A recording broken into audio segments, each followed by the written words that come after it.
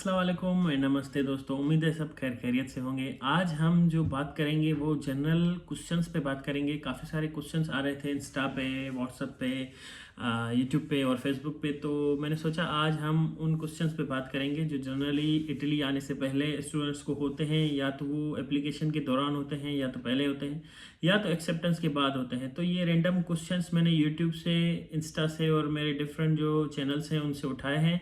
तो आज हम इनको वन बाय वन आंसर करेंगे। ये आप वीडियो पूरी देखेंगे तो शायद आपका क्वेश्चन भी इसमें आंसर हो जाए। इंडिविजुअली हर एक को सेम क्वेश्चन रिपीट करना इतना इजी नहीं होता, तो मैंने सोचा एक वीडियो बनाते हैं और उसमें सारे ये क्वेश्चन आंसर करते हैं। तो आइए पहला क्वेश्चन है कि भाई ईसीटी और क्रेडिट आवर्स में क्या फ़र्क है। काफ़ी स्टूडेंट पूछते हैं कि जब हम कहीं अप्लाई करते हैं यूनिवर्सिटी में तो वो मांगती हैं कि भाई आपके ईसीटीज़ कितने हैं, और हमारे यहाँ तो क्रेडिट आवर्स जो हैं होते हैं उसमें। तो मैं ये आपको बता दूं कि 1 ईसीटी जो है यूरोपियन जो कोर्स होता है उसको यहाँ पे ईसीटी चलते हैं यूरोप में। वैसे पाकिस्तान में या इंडिया में मेरे ख्याल से क्रेडिट आवर्स होते हैं। तो जो एक ईसीटी होता है वो 28 आवर्स ऑफ स्टडी के इक्वल काउंट होता है, ठीक है। तो आप फिर उस हिसाब से अपने क्रेडिट आवर्स को ईसीटी में कन्वर्ट कर सकते हैं। एक ECT 28 hours of study count की जाती है। तो आपने अगर फॉर एग्जांपल 10 ईसीटी हैं तो आपको उसको 28 से मल्टीप्लाई करना पड़ेगा। अब आपको देखना है जो आपने सब्जेक्ट पढ़ा है या आपने डिग्री जो की है वो कितने क्रेडिट आवर्स की थी, ठीक है। फिर आप उसको ईसीटी में कन्वर्ट कर सकते हैं।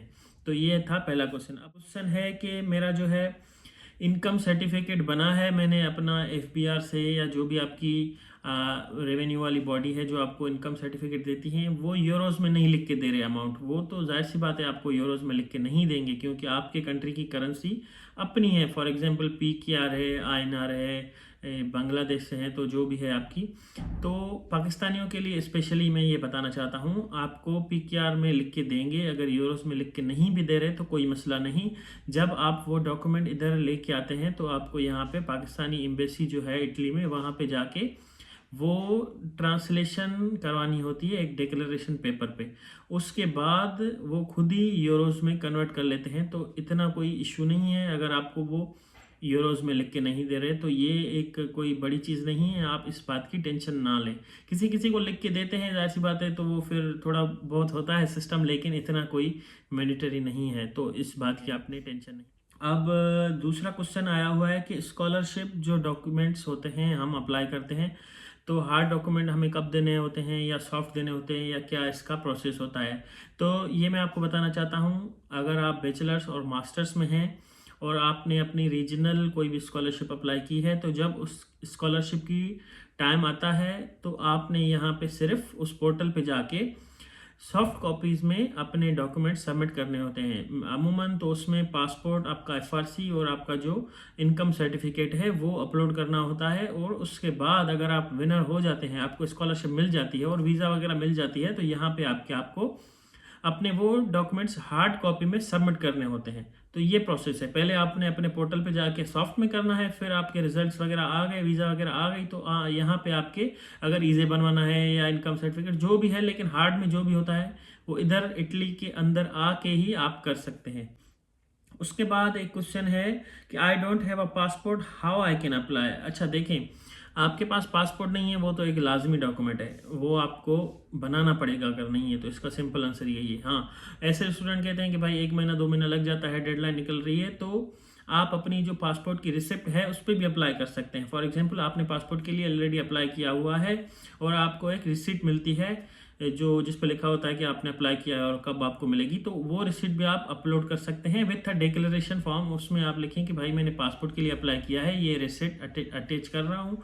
तो 1 या 2 महीने में, जितने भी टाइम में आपकी पासपोर्ट आने वाली है, बाकी आप मेरे सारे डॉक्यूमेंट चेक करें और पासपोर्ट में बात जब मेरी आ जाएगी तो वो मैं आपको प्रोवाइड कर दूंगा। तो पासपोर्ट का इतना कोई बड़ा इशू नहीं होता अगर आपके पास रिसीट है तो। हाँ, जब आप इधर आते हैं तो वो आप विदाउट पासपोर्ट ट्रेवल नहीं कर सकते। वीज़ा के लिए आप विदाउट पासपोर्ट अप्लाई नहीं कर सकते, लेकिन यूनिवर्सिटी में एडमिशन के लिए अप्लाई कर सकते हैं रिसिप्ट के साथ, ठीक है। अब कह रहा है कि हाउ टू पे फीस ऑफ एप्लीकेशन। अच्छा, एप्लीकेशन की काफ़ी स्टूडेंट्स को मसला आता है जब वो अप्लाई करते हैं किसी किसी यूनिवर्सिटी में एप्लीकेशन फ़ीस होती है वो उनसे पे नहीं हो रही होती। तो मेक श्योर करें आप जिस कार्ड से पे कर रहे हैं उसमें आप ऑनलाइन जो पेमेंट के ऑप्शन होते हैं वो ओपन है। आप अपनी बैंक से बात करें, वो आपको बताएंगे कि क्या आप अपने कार्ड से इंटरनेशनल पेमेंट कर सकते हैं ऑनलाइन या नहीं कर सकते। काफ़ी स्टूडेंट्स ये गलती करते हैं, जो नॉर्मल कार्ड होता है उसमें ज़्यादातर इंटरनेशनल सिक्योरिटी रीजंस की वजह से इंटरनेशनल पेमेंट्स ओपन नहीं होती। तो मेक श्योर करें आप अपनी बैंक की हेल्पलाइन से बात करें, उनको बोलें कि भाई मैं यूनिवर्सिटी में अप्लाई करना चाहता हूँ, उसकी इतनी फीस है, काइंडली मेरा इंटरनेशनल जो पेमेंट सिस्टम है वो ओपन करें। तो वो आपसे कुछ सिक्योरिटी क्वेश्चन ये वो सारी चीज़ें मांग के आपके ओपन कर देंगे, ठीक है। तो मेक श्योर करें। अगर ये भी काम नहीं करता तो डिफरेंट जो है बैंक्स के अलावा काफ़ी सर्विसेज हैं ऑनलाइन, वो यूज़ करें। अगर वो भी नहीं होता तो कोई दोस्त ढूंढ लें इधर इटली में जो आपके बिहाफ पे कर ले, फिर आप उसको अपने जो भी है अपना सेटलमेंट जो भी है कर लें आप, ठीक है। वो आप देख लें खुद। Even I get scholarship then how much I need to pay. हाँ, ये अच्छा क्वेश्चन है। देखें, जब आप स्कॉलरशिप विनर हो जाते हैं, रीजनल स्कॉलरशिप की बात कर रहे हैं, ठीक है। रीजनल स्कॉलरशिप में जब आप विनर हो भी जाते हैं तो आपकी फीस आपको माफ़ की जाती है, आपकी वेव ऑफ हो जाती है, आपको पे नहीं करनी पड़ती, जो कि रीजनल पब्लिक यूनिवर्सिटीज़ की यहाँ पे 1000 यूरो से 1500 यूरो के बीच होती है ईयरली।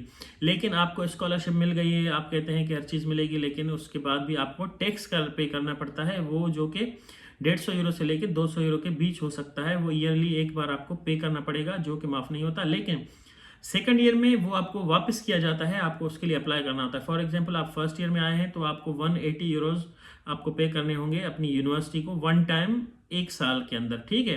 वो एक टैक्स होती है रीजनल, जो आपने पे करनी होती है। लेकिन आप सेकंड ईयर में आए, आपने सारी जो है स्कॉलरशिप भी ले ली, हर चीज़ ले ली, लेकिन वो सेकंड ईयर में वो जो पुरानी आपकी फ़ीस थी वो आपको वापस की जाती है। तो इस चीज़ की आपने टेंशन नहीं लेनी, वो आपको भी वापस की जाती है, लेकिन वो फॉर टाइम बीइंग एक साल के लिए ली जाती है। अच्छा, university is not responding to my application. अच्छा, तो काफ़ी स्टूडेंट्स को ये मसला होता है कि वो अप्लाई कर चुके होते हैं, लेकिन 2-2, 3-3, 4-4 महीने चले जाते हैं, उनको कोई रेस्पॉन्स नहीं आता।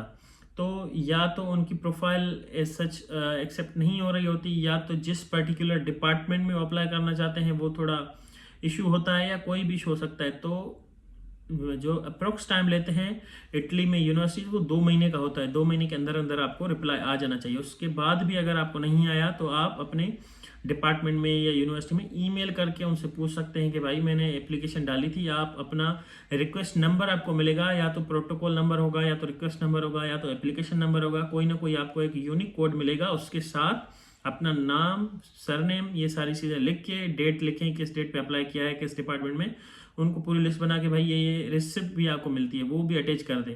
तो उनको बोलेंगे भाई मैंने इस दिन पे ये अप्लाई किया था, अभी तक रिप्लाई क्यों नहीं आया।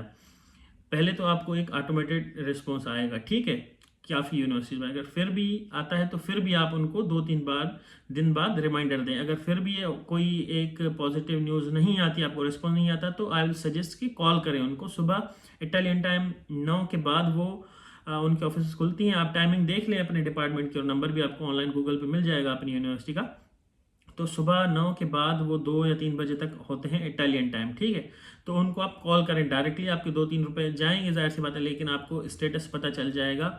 और आप उनसे बात करके आप अपनी स्टेटस पूछ सकते हैं कि भाई मैंने अप्लाई किया था। लेकिन ये आपने 2 महीने बाद या 3 महीने बाद करना है, पहले आपको ईमेल भी करनी है। इस तरह नहीं कि आप डायरेक्टली एक दिन आपने अप्लाई किया और दोबारा सुबह उठे और उनको कॉल करना शुरू कर दी, इस तरह नहीं होता। 2 महीने आपको पहले वेट करना है, उसके बाद फिर आपको ईमेल करनी है, फिर उसके 1 हफ्ते बाद अगर फिर भी रिप्लाई नहीं आता तो आपने कॉल करनी है, ठीक है। तो डायरेक्ट इस तरह कॉल नहीं किया करें, फिर वो मसला बनता है आगे के लिए स्टूडेंट्स वाले जो आते हैं, ठीक है। अब ये भाई साहब हैं, पूछते हैं I have scored 65 in non medical 10th recently. अच्छा, इंटरमीडिएट के। Is there any chance of getting in for architecture studies Feb intake. अच्छा, अब ये तो मैं नहीं बता सकता कि आपकी नॉन मेडिकल में 65% है, वो आपको अपनी यूनिवर्सिटी के जो पोर्टल पे जाके देखना पड़ेगा। जो भी आपकी यूनिवर्सिटी है जिसमें आप जाना चाहते हैं, टारगेट कर रहे हैं, और यूनिवर्सिटी कैसे टारगेट की जाती है वो भी मैंने एक वीडियो बनाई है, इसी चैनल पे आपको मिल जाएगी। किस तरह यूनिवर्सिटी टारगेट की जाती है वो आप देख लें, डिटेल में पता चल जाएगा। और उसके अलावा आपकी परसेंटेज 65 है, ठीक है, तो आप काइंडली वो कॉल आती है जो उनकी डिटेल में, उस पर पढ़ेंगे तो आपको पता चल जाएगा आप एलिजिबल है नहीं है। इस तरह तो मैं नहीं बता सकता, सॉरी सर। मैंने सारे डॉक्यूमेंट्स अपलोड कर दिए हैं, जब लास्ट बटन को पे क्लिक करता हूँ तो अनएक्सपेक्टेड एरर आता है। अच्छा, या तो आपका इंटरनेट कनेक्शन ठीक नहीं है, या तो वो डेडलाइन ख़त्म हो गई, आप लेट कर रहे हैं। अगर नहीं तो फिर आप जो है अपना ब्राउज़र वगैरह बंद करके या डिफरेंट ब्राउज़र यूज़ करें। फॉर एग्जांपल आप गूगल क्रोम कर रहे हैं तो उसको फायरफॉक्स पे करें, या काफ़ी डिफरेंट जो है सफारी वगैरह होते हैं तो आप उस पर ट्राई करें तो ये हो जाएगा, अगर हर चीज़ ओके है आपकी नेट वगैरह जो भी है। ठीक है, तो ये भाई साहब पूछते हैं after application approval how we can get visa.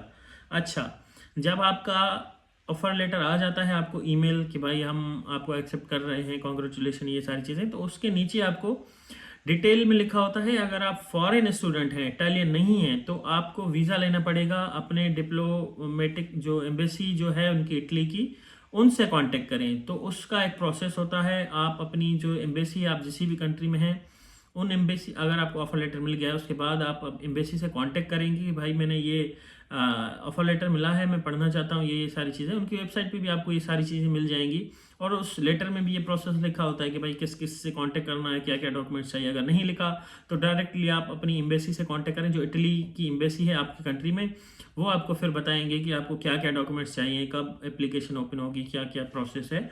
तो आपको अगर अप्रूवल आ गया है, एप्लीकेशन आ गई है, तो फिर आप अपनी इटली की एम्बेसी से रब्ता करें, तो इंशाल्लाह आपका मसला हल हो जाएगा। By applying this scholarship can we work in Italy also for our financial needs. अच्छा, ये भाई साहब पूछते हैं अगर स्कॉलरशिप मिल भी जाती है इटली में रीजनल, तो क्या हम फाइनेंशियल नीड्स के लिए काम कर सकते हैं? जी भाई, आप 20 घंटे पर वीक कम काम कर सकते हैं।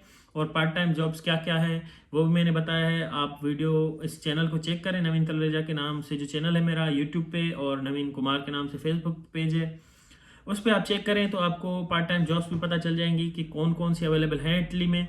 और 20 आवर्स आपको अलाउड है पर वीक काम करना है यहाँ पे।